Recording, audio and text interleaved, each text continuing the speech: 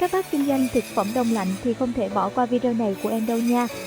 Máy cưa xương bên em đang cung cấp được làm hoàn toàn bằng chất liệu inox bền đẹp, dễ dàng vệ sinh sau mỗi lần cưa và cắt.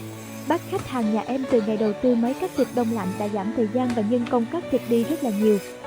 Chưa kể máy cắt giúp miếng thịt thái ra rất đều và đẹp, không miếng nào to miếng nào bé vì máy có phần điều chỉnh độ dày mỏng của lát cắt nhé. Các bác nghe tiếng máy chạy có đã tai không? Nhưng cũng phải hết sức lưu ý an toàn khi sử dụng dòng máy cắt này các bác nhé.